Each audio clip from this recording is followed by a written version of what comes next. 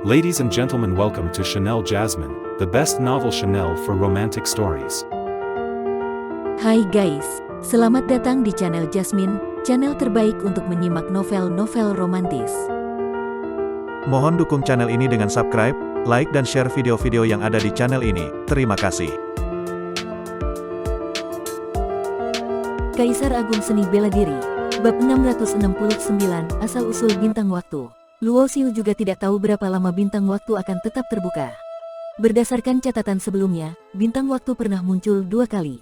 Pertama kali, bintang waktu muncul selama sekitar 2 tahun sebelum menghilang, dan kali kedua berlangsung hampir 3 tahun. Waktu berlalu dengan cepat. Sejak memasuki bintang waktu, sudah lebih dari 1 tahun berlalu. Selama periode ini, ketika Dewi Yurong memulihkan cedera, Luo Xiu terus mempelajari seni alkimia untuk meningkatkan kemampuan dalam membuat pil. Seni alkimia dan seni pemurnian senjata didasarkan pada ilmu formasi. Karena pembuatan pil obat tingkat tinggi serta senjata pusaka membutuhkan bantuan formasi. Dengan keahlian sebagai ahli formasi tingkat 9, Luo Xiu memiliki landasan yang kokoh.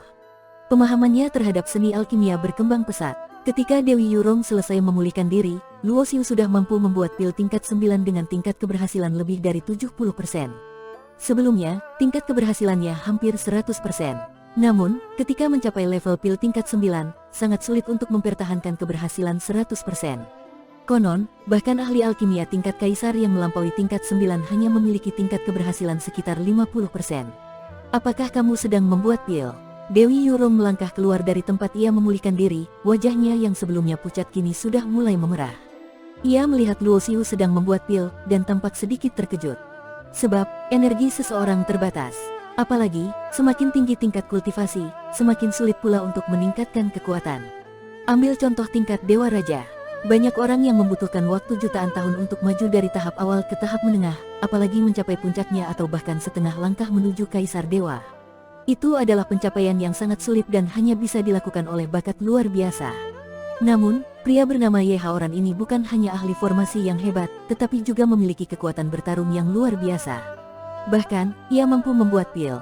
Seorang ahli yang serba bisa seperti ini benar-benar luar biasa. Aku seorang kultivator lepas tanpa dukungan kekuatan besar. Sumber daya untuk kultivasi harus kuperoleh sendiri. Jika aku tidak bisa membuat pil, bagaimana aku bisa bertahan hidup? Luo Xiu hanya tersenyum ringan dan tidak keberatan menunjukkan kemampuannya. Cedera kamu sudah sembuh. Luo Xiu melirik Dewi Yurong dan bisa merasakan bahwa aura kehidupan wanita itu telah kembali normal. Hal ini membuatnya terkesan, sebab memulihkan luka pada meridian yang rusak sangatlah sulit. Namun, Dewi Yurong berhasil pulih dalam waktu kurang dari 2 bulan. Jelas ada rahasia tersembunyi pada dirinya. Namun, Luo Xiu tidak tertarik mengetahui rahasia orang lain. Ia sendiri memiliki banyak rahasia. Bahkan jika rahasia Dewi Yurong adalah kesempatan besar, hal itu tidak akan sebanding dengan rahasia yang dimilikinya. Rasanya seperti seorang miliarder yang melihat kekayaan seorang jutawan. Kekayaan kecil itu sama sekali tidak menarik baginya. Terima kasih banyak, Tuan, karena telah melindungiku. Aku sudah pulih, kata Dewi Yurong sambil membungkukkan tubuh dengan sopan kepada Luo Xiu. Ia merasa sangat bersyukur. Jika berada dalam situasi yang sama dengan orang lain, ia yakin dirinya yang terluka parah akan dimanfaatkan tanpa sisa. Tidak perlu berterima kasih. Lagi pula, kita datang ke bintang waktu bersama, jawab Luo Xiu dengan nada tenang. Meskipun itu hal kecil bagi Tuan, bagiku ini adalah pertolongan yang tidak akan kulupakan seumur hidup. Saat ia berbicara, Luo Xiu menepuk tungku pil dengan keras. Bunyi dentingan yang tajam terdengar. Tungku itu berputar dengan cepat sebelum tiba-tiba berhenti. Penutupnya terbuka, dan 6 pil melayang keluar. Ini, saat 6 pil itu terbang keluar, wajah Dewi Yurong menunjukkan ekspresi kaget yang belum pernah terlihat sebelumnya. Ya, ini bukan sekadar terkejut atau kagum, melainkan benar-benar takjub. Ia bisa merasakan dengan jelas bahwa ini adalah 6 pil tingkat 9. Pria bernama Ye Haoran ini ternyata seorang ahli alkimia tingkat 9. Nilai seorang ahli alkimia tingkat 9 sangatlah tinggi. Ia adalah sosok yang pasti diperebutkan oleh kekuatan besar manapun di dunia para dewa. Luo Xiu tidak menyangka reaksi Dewi Yurong akan sebesar ini. Dengan santai, ia melambaikan tangan untuk mengumpulkan pil-pil tersebut, sekaligus menyimpan tungku pil itu ke dalam cincin penyimpanan. Tuan Ye, apakah benar Anda adalah ahli alkimia tingkat 9? Dewi Yurong bertanya dengan rasa takjub yang bercampur kegembiraan. Yurong memiliki permintaan kecil. Apakah Tuan bersedia membantu? Ia mengeluarkan sebuah cincin penyimpanan dan berkata, di dalamnya ada beberapa ramuan tingkat 9. Saya ingin meminta Tuan untuk membuat pil dari ramuan ini. Jika Tuan bersedia membantu, saya hanya membutuhkan 20% dari pil yang dihasilkan. Permintaan Dewi Yurong untuk membantu membuat pil tidak mengejutkan Luo Xiu. Dengan kultivasi pada tingkat Dewa Raja level 7, ia memang berada pada tahap yang sangat membutuhkan pil tingkat 9 untuk meningkatkan kekuatannya. Namun, yang membuat Luo Xiu agak terkejut adalah banyaknya jumlah ramuan tingkat 9 di dalam cincin penyimpanan Dewi Yurong. Jika semua ramuan ini diolah menjadi pil, maka bisa menghasilkan hampir 200 pil tingkat 9. Dengan tingkat keberhasilan 70%, setidaknya 100 lebih pil bisa dibuat, meski itu mungkin belum cukup untuk membuka semua titik akupuntur di lengan kanan, tetapi pasti cukup untuk mencapai tingkat yang cukup tinggi. Membuat pil bukan masalah, tetapi ada hal lain yang harus aku lakukan. Kemungkinan akan membutuhkan waktu, ujar Luo Xiu. Terima kasih banyak, Tuan, kata Yurong sambil tersenyum. Cara dia menyapa Luo Xiu juga berubah, dari rekan Dao menjadi Tuan, meskipun Luo Xiu tidak terlalu memperhatikan perubahan itu. Dewi Yurong tidak khawatir Luo Xiu akan mencuri ramuan yang ia serahkan. Intuisi seorang wanita membuatnya yakin bahwa Ye Haoran bukan tipe orang seperti itu. Kalau tidak, Luo Xiu tidak akan menyelamatkannya tanpa meminta imbalan apapun. Sebagai balasan atas bantuan Tuan, saya ingin menceritakan sesuatu yang mungkin menarik bagi Anda tentang bintang waktu, kata Dewi Yurong. Oh, Luo Xiu tidak terlalu memedulikan imbalan itu, tetapi jika ada informasi yang berguna, itu bisa menjadi hal yang baik. Konon, bintang waktu adalah serpihan dari harta karun asal, salah satu dari 8 tempat tertinggi di alam semesta. Saya yakin Tuan pernah mendengar tentang alam-alam ini, bukan? Maksudmu, mata Luo Xiu menyipit sedikit. Harta asal yang terkait dengan hukum waktu hanya bisa merujuk pada sari cahaya abadi. Dewi Yurong tersenyum samar. Saya rasa Tuan sudah menduganya. Bintang waktu adalah serpihan sari cahaya abadi, dan ini adalah salah satu serpihan yang cukup penting. Dahulu, terjadi perang besar yang disebut bencana maha dahsyat. Perang itu melibatkan seluruh alam semesta.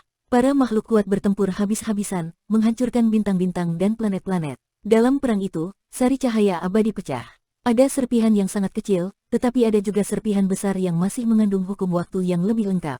Salah satu serpihan besar itu, setelah melewati evolusi selama waktu yang sangat lama, berubah menjadi sebuah bintang. Itulah bintang waktu tempat kita berada sekarang. Legenda tentang bintang waktu diketahui oleh banyak orang. Namun, karena batasan hukum yang ada di bintang ini, bahkan kekuatan besar dari alam atas hanya bisa mengirimkan kultivator di bawah tingkat kaisar dewa untuk masuk.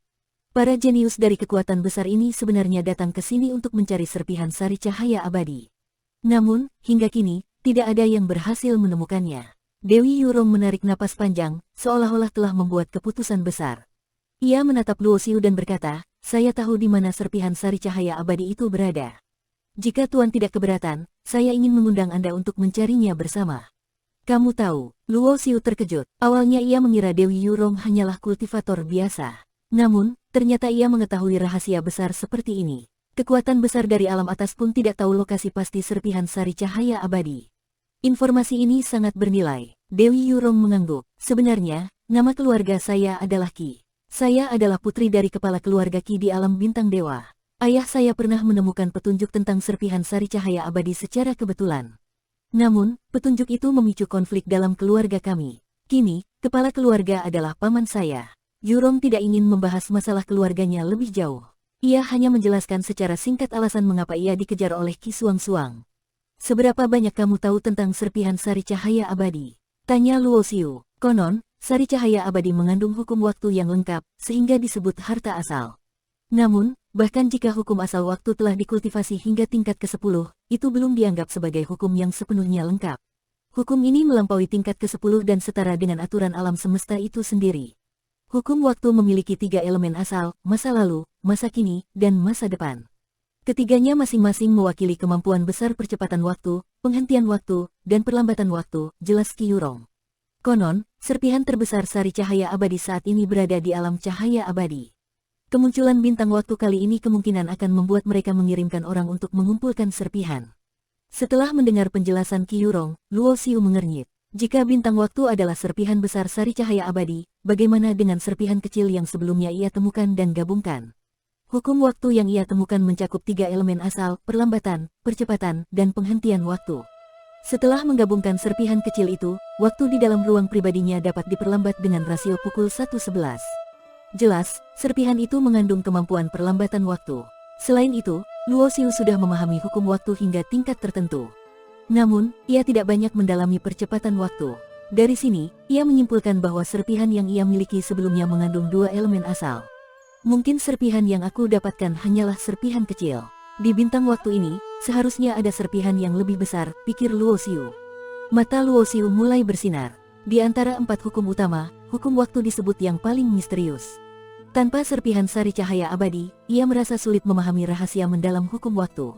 Karena hukum waktu sangat penting bagi Luo Xiu, terutama untuk menyempurnakan reinkarnasi yang terbentuk dari kombinasi kehidupan, kematian, ruang, dan waktu, maka ia bertekad mendapatkan serpihan itu. Bersambung.